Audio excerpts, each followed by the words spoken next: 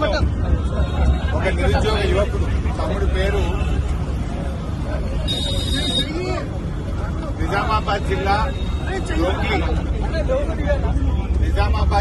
డోంగ్లీ గ్రామానికి చెందినటువంటి తమ్ముడు ఉమేష్ ఇంజనీరింగ్ పూర్తి చేసి రేవంత్ రెడ్డి ఉద్యోగాలకు ఎప్పుడు నోటిఫికేషన్ ఇస్తాడా, జాబ్ క్యాలెండర్ ఎప్పుడు అమలు చేస్తాడా అని హైదరాబాద్ లో ఉంటూ కోచింగ్ తీసుకుంటున్నాడు ఉమేష్.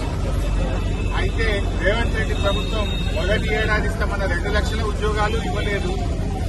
హైదరాబాద్ లో బస్ పాస్ తీసుకొని రోజు కోచింగ్ సెంటర్ పై కోచింగ్ తీసుకుంటామంటే మొన్నటి వరకు 1,300 రూపాయలు ఉన్న బస్ పాస్ ఇప్పుడు 1,630 రూపాయలు అయింది.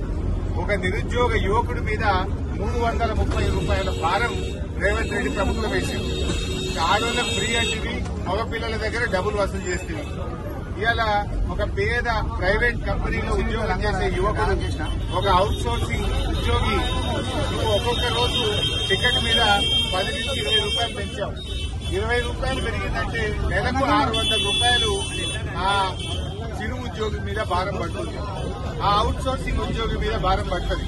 అంటే ఆర్టీసీ బస్సుల్లో ప్రయాణం చేసే ప్రతి నిరుద్యోగులు గాని, చిరు ఉద్యోగులు గాని, ప్రైవేట్ కంపెనీల్లో పనిచేసే వాళ్ళ మీద నెలకు 300 నుంచి 600 రూపాయల భారం వేసిండు రేవంత్ రెడ్డి. ఇప్పుడు ఈ తమ్ముడు ఉమేష్ మీద 300 రూపాయల భారం పడ్డది.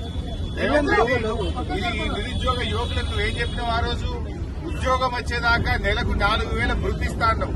4,000 నిరుద్యోగ వృత్తి ఇవ్వలేదు. జాబ్ క్యాలెండర్ జాబ్లెస్ క్యాలెండర్ అయిపోయింది. మొదటి ఏడాది 2 లక్షల ఉద్యోగాలు అన్నావు. 2 లక్షలు కాదు కదా, 20,000 ఉద్యోగాలు కూడా ఇవ్వలేదు. నిరుద్యోగ యువకులను మోసం చేసింది రేవంత్ రెడ్డి. పైగా బస్ ఛార్జీలు పెంచారు. ఇవాళ మేము పేద ప్రజల పక్షాన, మధ్యతరగతి ప్రజల పక్షాన పెంచిన బస్ ఛార్జీలు దించాలని రేవంత్ రెడ్డి డిమాండ్ చేస్తా ఉన్నాం. ఇవాళ రేవంత్ రెడ్డి ప్రభుత్వం 20 నెలల్లో 5 సార్లు బస్ ఛార్జీలు పెంచింది. ఒకసారి రౌండ్ ఫిగర్